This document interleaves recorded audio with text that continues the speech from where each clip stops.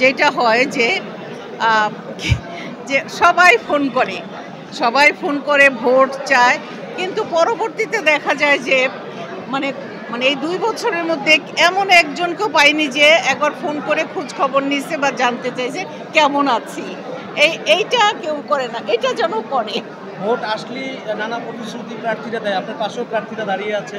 তো আমার যে প্রশ্নটা থাকবে, তারা বলেছেন যে কর্মঘণ্টার দিকে তারা নজর দেবেন এবং যে সকল শিল্পীরা আছে কাজ পায় না সিন্ডিকেটের কবলে, তাদেরকে তারা ডিরেক্টর ডিলের মাধ্যমে সবাই মিলে কাজ করতে পারে, এইরকম উদ্যোগ এক একজন এক এক রকম বলছে। আপনি এটাকে কি? না, এটা তো খুব ভালো উদ্যোগ এবং আমি এটাকে খুব ভালোভাবে মানে অ্যাপ্রিসিয়েট করতেছি যে হ্যাঁ, এটা হওয়া উচিত। আসলে যারা কাজ পায় না, মানে সিন্ডিকেট না, মানে যাদের আসলেই দরকার, অনেক ভিডিও শিল্পী তো আছে না, হয়তো একটু কাজ হলে তাদের চলে যায়। তো উচিত ওইভাবে যারা এইরকম প্রতিশ্রুতি দিছে তাদের ওইটাকে আমি খুব সুন্দরভাবে সমর্থন করছি এবং তারা এটা করবে, এইটুকু আমি আশা করি যে করবে তাদের। আবুল হাসান একটি কষ্ট পেয়ে একটি কথা বলেছেন, যারা আমরা সিনিয়র হয়ে গেছি অনেকে আমাদেরকে ডাকেন না। উনি বলছিলেন আমরা হয়তো অভিনয়ে ভুলে গেছি, আক্ষেপ নিয়ে বলছিলেন সিনিয়রদের যে ডাকে না, এই জিনিসটা আসলে কীভাবে দেখেন বা ডাকা উচিত কিনা? ডাকা তো অবশ্যই উচিত। সিনিয়র যদি না থাকতো জুনিয়ররা কিভাবে আসছে, তাই না? অবশ্যই ডাকতে হবে। আমরা যদি মানে না থাকতাম, আমাদের যে মানে পরবর্তী প্রজন্ম তারা তো আর আসতে পারতো না।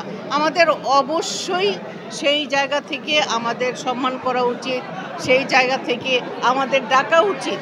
কারণ ক্যারেক্টার তো থাকে না? তো মানে এরকম না যে সব কিছুতে আমাকে নিতে হবে, কিন্তু কখনো কখনো যদি আমাদেরকে ডাকে, আমাদের সেই সম্মানটুকু দেয়, আমাদের খুব ভালো লাগে। ম্যাডাম, এবার একটু নির্বাচনের ক্ষেত্রে আমরা মানে নবীনদের দেখতে পাচ্ছি, এইটাকে আপনি কিভাবে এনজয় করেন? মানে আমি এটাকে খুব সুন্দরভাবে গ্রহণ করছি। নবীনদেরকে তো আসতেই হবে, নবীনরাই তো কাজ করবে, আগামীতে কাজগুলো তো নবীনরাই করবে এবং নবীন প্রবীণ মিলে কাজ করলে সেটা অবশ্যই ভালো হবে। আমরা তো সনি রহমানের দিকে যেতে চাই, মানে কেমন আবার উঠতে পারছেন, কেমন ভোটের পরিবেশ? এখানে আমার আপনজন অনেকেই আছেন, তাদের জন্য কিন্তু আমি আজকে ছুটে এসেছি।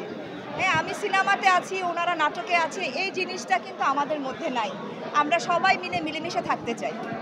মানে যারা প্রতিনিধি আসবে তাদের কাছে প্রত্যাশার জায়গাটা কোন জায়গায় থাকবে, মানে কি অসংগতিগুলো তাদের ঠিক করা ওনারা যেন ভালো কাজগুলো করে, ওনারা যেন শিল্পীদের দিকে একটু খেয়াল রাখেন, আর যে সমস্যাগুলো এখানে আছে সেই সমস্যাগুলো সমাধান যেন করেন, সেটাই আশা থাকবে। আমরা ছোট এবং একটু যদি আমি বলি যে একটু প্রত্যাশার কথা যদি বলি যে এখানে বরাবর এমনিতে সুন্দর লাগতেছে। আচ্ছা আপু, আজকে ভোট দিতে আসলেন, কাকে ভোটটা দিবেন বেশি করে? আমি কাকে ভোট দিব সেটা তো আমি জানি, সেটা তো বলা যাবে না। কেমন দেখছেন? সরি, কেমন দেখছেন?